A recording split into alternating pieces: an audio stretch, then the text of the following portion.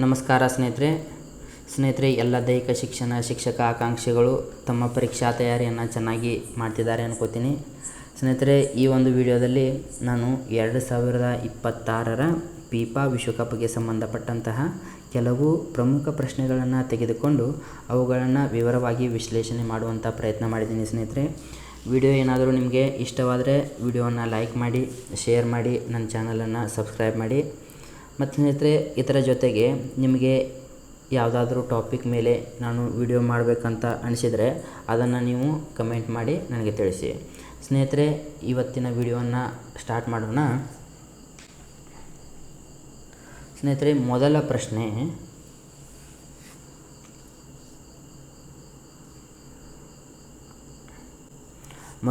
ಸ್ನೇಹಿತರೆ, ಫಿಫಾ ಸಂಸ್ಥೆಯು ಯಾವಾಗ ಮತ್ತು ಎಲ್ಲಿ ಸ್ಥಾಪನೆಯಾಯಿತು?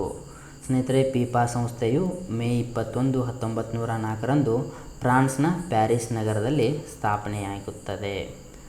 ಮುಂದಿನ ಪ್ರಶ್ನೆ ಸ್ನೇಹಿತರೆ, ಫಿಫಾ ಈ ಪದದ ಪೂರ್ಣ ರೂಪ ಏನು? ಈ ಫಿಫಾ ಈ ಪದದ ಪೂರ್ಣ ರೂಪ, ಇದು ಫ್ರೆಂಚ್ನಲ್ಲಿದೆ ಸ್ನೇಹಿತರೆ. ಇದರ ಪೂರ್ಣ ರೂಪ federation international D football association. ಇದನ್ನು ಇಂಗ್ಲೀಷ್ನಲ್ಲಿ international federation of association football ಅಂತ ಕೂಡ ಕರಿತೀವಿ. ಸ್ನೇಹಿತರೆ, ಈ ಎರಡು ಪೂರ್ಣ ರೂಪಗಳನ್ನು ನೀವು ನೆನಪಿಟ್ಕೋಬೇಕು. ಫ್ರೆಂಚ್ನಲ್ಲಿ ಇದ್ದರೆ ಇದನ್ನು ಹಾಕಬೇಕು, ಇದು ಇಂಗ್ಲೀಷ್ನಲ್ಲಿ ಇದಿದ್ದರೆ ಇದನ್ನು ಹಾಕಬೇಕು. ಓಕೆ ಸ್ನೇಹಿತರೆ, ಇವಾಗ ಮುಂದಿನ ಪ್ರಶ್ನೆ, ಫಿಫಾದ ಪ್ರಸ್ತುತ ಪ್ರಧಾನ ಕಚೇರಿ ಎಲ್ಲಿದೆ? ಇವಾಗಿನ ಹೆಡ್ ಕ್ವಾರ್ಟರ್ ಎಲ್ಲಿದೆ ಅಂದರೆ ಸ್ನೇಹಿತರೆ, ಸ್ವಿಟ್ಜರ್ಲ್ಯಾಂಡ್ನ ಜ್ಯೂರಿಚ್ ನಗರದಲ್ಲಿದೆ.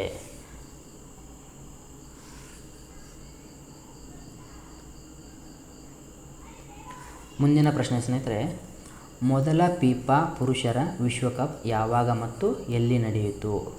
ಮೊಟ್ಟ ಮೊದಲ ಫಿಫಾ ಪುರುಷರ ವಿಶ್ವಕಪ್ ಸ್ನೇಹಿತರೆ 1930ರಲ್ಲಿ ದಕ್ಷಿಣ ಅಮೆರಿಕಾದ ಉರುಗ್ವೆ ದೇಶದಲ್ಲಿ ನಡೆಯುತ್ತದೆ. ಇತಿಹಾಸದ ಮೊದಲ ವಿಶ್ವಕಪ್ ಟ್ರೋಫಿಯನ್ನು ಗೆದ್ದ ದೇಶ ಯಾವುದು? ಮೊಟ್ಟ ಮೊದಲ ವಿಶ್ವಕಪ್ಪನ್ನು ಗೆದ್ದ ದೇಶ ಆತಿಥೇಯ ದೇಶವಾದ ಉರುಗ್ವೆ. ಮೊಟ್ಟ ಮೊದಲ ವಿಶ್ವಕಪ್ ಎಲ್ಲಿ ನಡೀತು ಅಂದರೆ ಉರುಗ್ವೆಯಲ್ಲಿ ನಡೀತು. ಉರುಗ್ವೆನೇ ಆ ಒಂದು ವಿಶ್ವಕಪ್ ಟ್ರೋಫಿಯನ್ನು ಗೆಲ್ಲುತ್ತದೆ.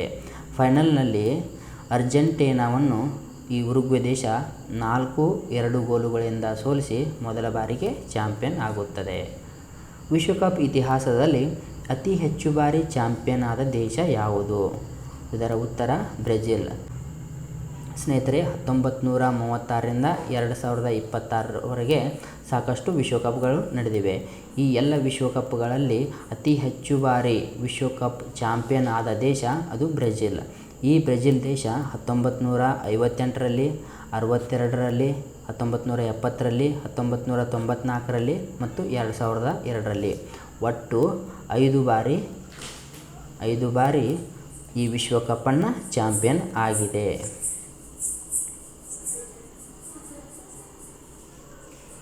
ಮುಂದಿನ ಪ್ರಶ್ನೆ ಸ್ನೇಹಿತರೆ, ಒಬ್ಬ ಆಟಗಾರನಾಗಿ 3 ಬಾರಿ ವಿಶ್ವಕಪ್ ಗೆದ್ದ ಇತಿಹಾಸದ ಏಕೈಕ ಫುಟ್ಬಾಲ್ ಆಟಗಾರ ಯಾರು? ಇದರ ಸರಿಯಾದ ಉತ್ತರ ಸ್ನೇಹಿತರೆ, ಫುಟ್ಬಾಲ್ ದಂತಕಥೆ ಪೀಲೆ. ಇವರು 1958ರಲ್ಲಿ, 62ರಲ್ಲಿ ಮತ್ತು 1970ರಲ್ಲಿ ವಿಶ್ವಕಪ್ನಲ್ಲಿ ಆ್ಯಸ್ ಅ ಪ್ಲೇಯರ್ ಆಗಿ ಆ ವಿಶ್ವಕಪ್ಪನ್ನು ಇವರು ಗೆದ್ದಿದ್ದಾರೆ. ಇವರು ಮೊಟ್ಟ ಮೊದಲ ವಿಶ್ವಕಪ್ ಯಾವುದಂದರೆ 1958ರಲ್ಲಿ ಇವರು ಮೊಟ್ಟ ಮೊದಲ ವಿಶ್ವಕಪ್ಪನ್ನು ಆಡ್ತಾರೆ. ಆವಾಗ ಇವರ ವಯಸ್ಸು ಕೇವಲ 17 ವರ್ಷ.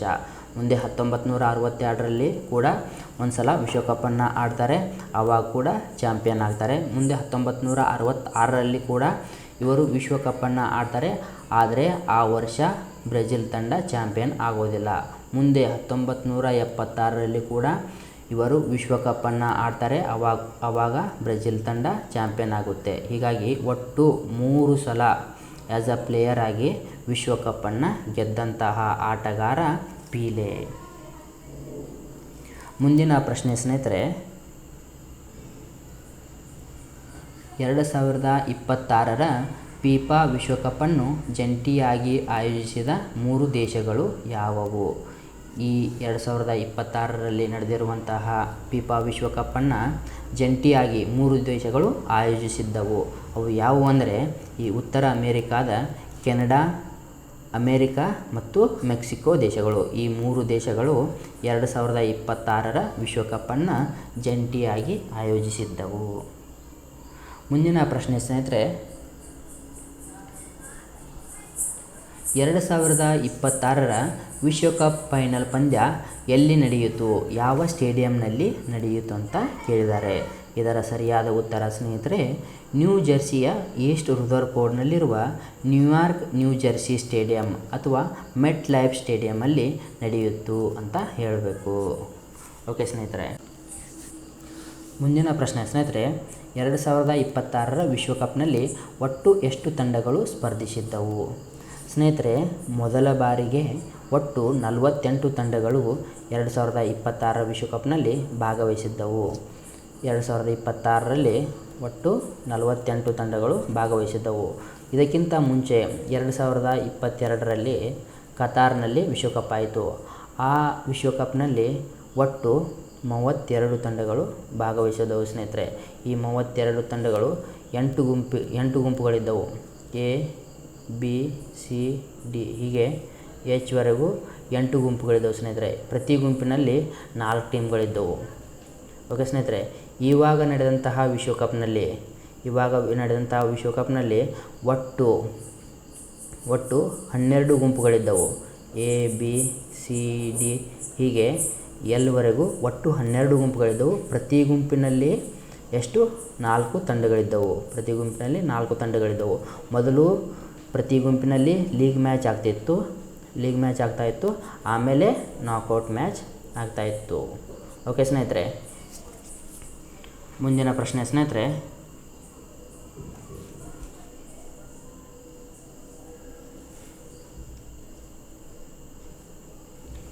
2026ರ ಫಿಫಾ ವಿಶ್ವಕಪ್ ಮುಕುಟ ಮುಡಿಗೇರಿಸಿಕೊಂಡ ತಂಡ ಯಾವುದು? ನಿಮಗೆಲ್ಲ ಗೊತ್ತಿರುವ ಹಾಗೆ 2026ರ ಫಿಫಾ ವಿಶ್ವಕಪ್ ಮುಕುಟವನ್ನು ಮುಡಿಗೇರಿಸಿಕೊಂಡ ತಂಡ ಸ್ಪೇನ್. ಇದು ಅರ್ಜೆಂಟೀನಾವನ್ನು ಸೋಲಿಸಿ ಈ ಮುಕುಟವನ್ನು ಮುಡಿಗೇರಿಸಿಕೊಂಡಿತು. ಈ ಸ್ಪೇನ್ದು ಇದು 2ನೇ ವಿಶ್ವಕಪ್ ಸ್ನೇಹಿತರೆ.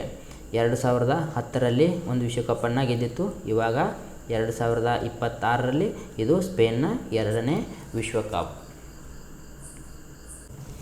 ಮುಂದಿನ ಪ್ರಶ್ನೆ ಸ್ನೇಹಿತರೆ, 2026ರ ಫಿಫಾ ವಿಶ್ವಕಪ್ನಲ್ಲಿ ಗೋಲ್ಡನ್ ಬೂಟ್ ಪ್ರಶಸ್ತಿಯನ್ನು ಯಾರು ಗೆದ್ದರು? ಈ ವಿಶ್ವಕಪ್ನಲ್ಲಿ ಸ್ನೇಹಿತರೆ 2026ರ ವಿಶ್ವಕಪ್ನಲ್ಲಿ ಗೋಲ್ಡನ್ ಬೂಟ್ ಪ್ರಶಸ್ತಿಯನ್ನು ಯಾರು ಗೆಲ್ತಾರೆ ಅಂದರೆ ಫ್ರಾನ್ಸ್ ತಂಡದ ನಾಯಕ ಕಿಲಿಯನ್ ಎಂಬಾಪೆ. ಇವರು ಇಲ್ಲಿ ನೋಡ್ಬೋದು ಈ ಚಿತ್ರ. ಇವರು ಕಿಲಿಯನ್ ಎಂಬಾಪೆ. ಇವರು ಫ್ರಾನ್ಸ್ ತಂಡದ ನಾಯಕರು. ಇವರು ಇಡೀ ವಿಶ್ವಕಪ್ನಲ್ಲೇ ಅತಿ ಹೆಚ್ಚು ಗೋಲನ್ನು ಬಾರಿಸಿದವರು. ಒಟ್ಟು ಇವರು 10 ಗೋಲುಗಳನ್ನು ಬಾರಿಸಿದ್ದಾರೆ ಸ್ನೇಹಿತರೆ. 10 ಗೋಲುಗಳನ್ನು ಬಾರಿಸಿ ಇವರು ಗೋಲ್ಡನ್ ಬೂಟ್ ಪ್ರಶಸ್ತಿಯನ್ನು ಗೆದ್ದಿದ್ದಾರೆ. 2ನೇ ಸ್ಥಾನದಲ್ಲಿದ್ದವರು ಲಿಯೋನೆಲ್ ಮೆಸ್ಸಿ, ಅರ್ಜೆಂಟೀನಾದವರು. ಒಟ್ಟು 8 ಗೋಲುಗಳನ್ನು ಬಾರಿಸಿದ್ದಾರೆ. 3ನೇ ಸ್ಥಾನದಲ್ಲಿ ಒಟ್ಟು 2 ಜನ ಇದ್ದಾರೆ, 2 ಪ್ಲೇಯರ್ ಇದ್ದಾರೆ. ಯಾರ್ಯಾರಂದರೆ ಜೂಡ್ ಬೆಲ್ಲಿಂಗ್ಹ್ಯಾಮ್ ಮತ್ತು ಅರ್ಲಿಂಗ್ ಹ್ಯಾಲೆಂಡ್. ಜೂಡ್ ಬೆಲ್ಲಿಂಗ್ಹ್ಯಾಮ್ ಇವರು ಇಂಗ್ಲೆಂಡ್ದವರು, ಅರ್ಲಿಂಗ್ ಹ್ಯಾಲೆಂಡ್ ಇವರು ನಾರ್ವೆದವರು. ಇಲ್ಲಿ ನೋಡ್ಬೋದು ಇವರು ಅರ್ಲಿಂಗ್ ಹ್ಯಾಲೆಂಡ್. ಇವರು ನೋಡಿರ್ಬೋದು ದೈತ್ಯ ಆಟಗಾರನ. ಈ ಇಬ್ಬರು ಒಟ್ಟು 7 ಗೋಲುಗಳನ್ನು ಬಾರಿಸಿ ಹೈಯೆಸ್ಟ್ ಸ್ಕೋರ್ನಲ್ಲಿ ಇವರು 3ನೇ ಸ್ಥಾನದಲ್ಲಿದ್ದಾರೆ. ಮುಂದಿನ ಪ್ರಶ್ನೆ ಸ್ನೇಹಿತರೆ, ಎಂಬಾಪೆ ಈ ಟೂರ್ನಮೆಂಟಲ್ಲಿ ಎಷ್ಟು ಗೋಲುಗಳನ್ನು ಬಾರಿಸಿದರು? ಇವರು ಒಟ್ಟು 10 ಗೋಲುಗಳನ್ನು ಬಾರಿಸ್ತಾರೆ ಸ್ನೇಹಿತರೆ. ಮತ್ತು ಇದರ ಜೊತೆಗೆ 4 ಅಸಿಸ್ಟ್ಗಳು. ಅಸಿಸ್ಟ್ ಅಂದರೆ ಏನಂದರೆ ಸ್ನೇಹಿತರೆ, ಇವಾಗ ಇದು ಒಂದು ಗೋಲ್ ಪೋಸ್ಟ್ ಅಂತ ತಿಳಿಯಿರಿ. ಇಲ್ಲೊಂದು ಗೋಲ್ ಪೋಸ್ಟ್ ಇದೆ.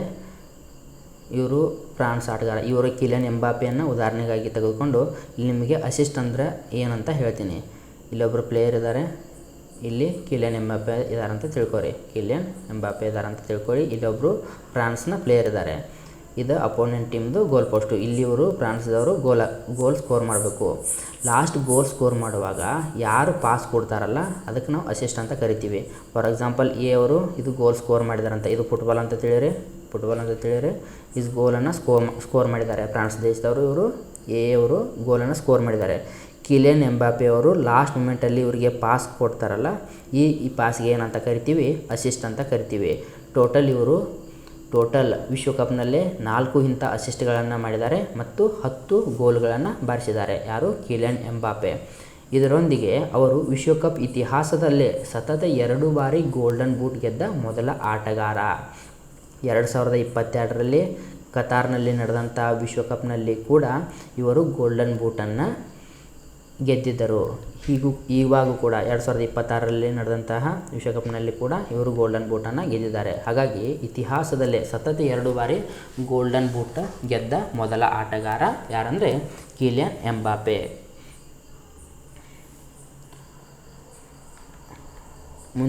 ಮುಂದಿನ ಪ್ರಶ್ನೆ ಸ್ನೇಹಿತರೆ, 2026ರ ವಿಶ್ವಕಪ್ನ ಅತ್ಯುತ್ತಮ ಆಟಗಾರನಿಗೆ ನೀಡಲಾಗುವ ಗೋಲ್ಡನ್ ಬಾಲ್ ಪ್ರಶಸ್ತಿ ಯಾರಿಗೆ ಒಲಿಯಿತು? ಅತ್ಯುತ್ತಮ ಆಟಗಾರನಿಗೆ ನೀಡಲಾಗುವ ಪ್ರಶಸ್ತಿ ಯಾವುದಂದರೆ ಗೋಲ್ಡನ್ ಬಾಲ್.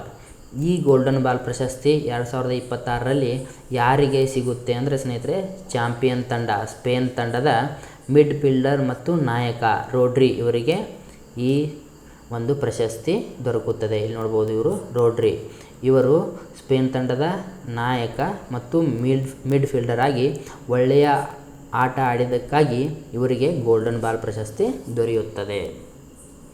ಮುಂದಿನ ಪ್ರಶ್ನೆ ಸ್ನೇಹಿತರೆ, 2026ರ ವಿಶ್ವಕಪ್ನಲ್ಲಿ ಗೋಲ್ಡನ್ ಗ್ಲೌಸ್ ಪ್ರಶಸ್ತಿಯನ್ನು ಮುಡಿಗೇರಿಸಿಕೊಂಡ ಗೋಲ್ ಕೀಪರ್ ಯಾರು? ಮೊದಲಿಗೆ ಗೋಲ್ಡನ್ ಗ್ಲೌಸ್ ಪ್ರಶಸ್ತಿಯನ್ನು ಯಾರಿಗೆ ಕೊಡ್ತಾರಂದರೆ ಗೋಲ್ ಕೀಪರ್ಗೆ ಗೋಲ್ಡನ್ ಗ್ಲೌಸ್ ಪ್ರಶಸ್ತಿಯನ್ನು ಕೊಡ್ತಾರೆ. ಈ ಸಾರಿ 2026ರ ವಿಶ್ವಕಪ್ನಲ್ಲಿ ಗೋಲ್ಡನ್ ಗ್ಲೌಸ್ ಪ್ರಶಸ್ತಿಯನ್ನು ಮುಡಿಗೇರಿಸಿಕೊಂಡ ಗೋಲ್ ಕೀಪರ್ ಯಾರಂದರೆ ಸ್ಪೇನ್ ತಂಡದ ಉನ್ನೈ ಸಿಮೋನ್. ಇಲ್ಲಿ ನೋಡ್ಬೋದು, ಇವರು ಸ್ಪೇನ್ ತಂಡದ ಉನ್ನೈ ಸಿಮೋನ್. ಇವರು ಸ್ಪೇನ್ ತಂಡದ ಗೋಲ್ ಕೀಪರ್. ಈ ಉನ್ನೈ ಸಿಮೋನ್ ಈ ಪ್ರಶಸ್ತಿ ಗೆಲ್ಲಲು ಕಾರಣವಾದ ಐತಿಹಾಸಿಕ ದಾಖಲೆ ಯಾವುದಂದರೆ, ಈ ಸ್ಪೇನ್ ತಂಡ ಈ ಒಂದು ವಿಶ್ವಕಪ್ನಲ್ಲಿ ಒಟ್ಟು ಎಷ್ಟು ಮ್ಯಾಚ್ಗಳನ್ನು ಆಡಿದೆ ಅಂದರೆ ಒಟ್ಟು 8 ಮ್ಯಾಚ್ಗಳನ್ನು ಆಡಿದೆ ಸ್ನೇಹಿತರೆ. ಆಡಿದಂತಹ 8 ಮ್ಯಾಚ್ಗಳಲ್ಲಿ ಈ ತಂಡ ಯಾವುದು ಸ್ಪೇನ್ ತಂಡ ಕೇವಲ 1 ಗೋಲು ಮಾತ್ರ ಬಿಟ್ಟುಕೊಟ್ಟಿದೆ. ಇದಕ್ಕೆ ಮೂಲ ಕಾರಣೀಕರ್ತರು ಯಾರು? ಈ ತಂಡದ ಗೋಲ್ ಕೀಪರ್ ಉನ್ನೈ ಸಿಮೋನ್ 1 ಗೋಲು ಮಾತ್ರ ಬಿಟ್ಟುಕೊಟ್ಟಿದೆ. ಬರೋಬ್ಬರಿ 7 ಕ್ಲೀನ್ ಶೀಟ್ಗಳನ್ನು ದಾಖಲಿಸುವ ಮೂಲಕ ಗಿನ್ನಿಸ್ ದಾಖಲೆ ಬರೆದಿದೆ. 7 ಕ್ಲೀನ್ ಶೀಟ್ ಅಂದರೆ 7 ಸಲ 7 ಮ್ಯಾಚಲ್ಲಿ ಯಾವುದೇ ಒಂದೇ ಒಂದು ಗೋಲನ್ನು ಇವರು ಅಪೋನೆಂಟ್ ಟೀಮಿಗೆ ಗೋಲನ್ನು ಮಾಡಲಿಕ್ಕೆ ಅವಕಾಶ ಕೊಟ್ಟಿಲ್ಲ. ಒಂದು ಗೋಲ್ ಮಾತ್ರ. ಅದು ಯಾವಾಗಂದರೆ ಕ್ವಾರ್ಟರ್ ಫೈನಲ್ನಲ್ಲಿ ಸ್ಪೇನ್ ವರ್ಸಸ್ ಬೆಲ್ಜಿಯಂ ಮ್ಯಾಚ್ ನಡೆದಿರುತ್ತೆ. ಆವಾಗ ಬೆಲ್ಜಿಯಂ ತಂಡದವರು ಎಷ್ಟಂದರೆ 1 ಗೋಲನ್ನು ಮಾಡ್ತಾರೆ. ಈ ಸ್ಪೇನ್ ತಂಡದವರು 2 ಗೋಲ್ ಮಾಡಿ ಆ ಕ್ವಾರ್ಟರ್ ಫೈನಲನ್ನು ಗೆಲ್ತಾರೆ. ಆದರೆ 1 ಗೋಲನ್ನು ಬೆಲ್ಜಿಯಂ ದೇಶದವರು ಮಾಡ್ತಾರೆ. ಅದು 1 ಮಾತ್ರ ಗೋಲನ್ನು ಮಾಡಲಿಕ್ಕೆ ಅವಕಾಶ ಕೊಟ್ಟಿದ್ದೆವರು. ಅದಾದ ನಂತರ ಕ್ವಾರ್ಟರ್ ಫೈನಲ್, ಅದಾದ ನಂತರ ಸೆಮಿಫೈನಲ್ನಲ್ಲಿ, ಫೈನಲ್ನಲ್ಲಿ ಮತ್ತು ಅದಕ್ಕಿಂತ ಮುಂಚೆ ನಡೆದಿರುವಂತಹ ಲೀಗ್ ಮ್ಯಾಚ್ನಲ್ಲಿ ಕೂಡ ಯಾವುದೇ ಒಂದು ಗೋಲ್ ಮಾಡಲಿಕ್ಕೆ ಅಪೋನೆಂಟ್ ಟೀಮ್ದವ್ರಿಗೆ ಇವರು ಅವಕಾಶ ಮಾಡಿಕೊಟ್ಟಿರಲಿಲ್ಲ. ಓಕೆ ಸ್ನೇಹಿತರೆ, ಹಾಗಾಗಿ ಇವರಿಗೆ ಗೋಲ್ಡನ್ ಗ್ಲೌಸ್ ಪ್ರಶಸ್ತಿ ದೊರಕಿದೆ. ಮುಂದಿನ ಪ್ರಶ್ನೆ ಸ್ನೇಹಿತರೆ, 2026ರ ವಿಶ್ವಕಪ್ನ ಅತ್ಯುತ್ತಮ ಯುವ ಆಟಗಾರ ಬೆಸ್ಟ್ ಯಂಗ್ ಪ್ಲೇಯರ್ ಪ್ರಶಸ್ತಿ ಯಾರಿಗೆ ಸಿಕ್ಕಿತು? ಇದು ಸ್ನೇಹಿತರೆ, ಇದು ಕೂಡ ಸ್ಪೇನ್ ತಂಡದ 19 ವರ್ಷದ ಸೆಂಟರ್ ಬ್ಯಾಕ್ ಡಿಫೆಂಡರ್ ಆದಂತಹ ಯಾರಿಗೆ ಪಾ ಕುಬರ್ಸಿ ಅವರಿಗೆ ಈ ಒಂದು ಪ್ರಶಸ್ತಿ ಸಿಕ್ಕಿದೆ, ಬೆಸ್ಟ್ ಯಂಗ್ ಪ್ಲೇಯರ್. ಈ ಪ್ರಶಸ್ತಿ ಕೊಡಲಿಕ್ಕೆ ಯಾವ ಮಾನದಂಡಗಳನ್ನು ಆಧಾರವಾಗಿ ಇಟ್ಟುಕೊಂಡು ಈ ಪ್ರಶಸ್ತಿ ಕೊಡ್ತಾರೆ ಅಂದರೆ ಸ್ನೇಹಿತರೆ, ಆ ಒಂದು ಪ್ಲೇಯರಿಗೆ 21ಕ್ಕಿಂತ ಕಡಿಮೆ ವಯಸ್ಸಾಗಿರಬೇಕು. 21ಕ್ಕಿಂತ ಕಡಿಮೆ ವಯಸ್ಸಾಗಿರಬೇಕು ಮತ್ತು ಅವನ ಸ್ಕಿಲ್ಲನ್ನು ನೋಡ್ತಾರೆ.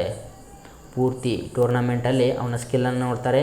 ಅವನು ಯಾವ ರೀತಿಯಾಗಿ ಒಂದು ಇಂಪ್ಯಾಕ್ಟನ್ನು ಮಾಡಿದ್ದಾನೆ ಅದನ್ನು ನೋಡ್ತಾರೆ.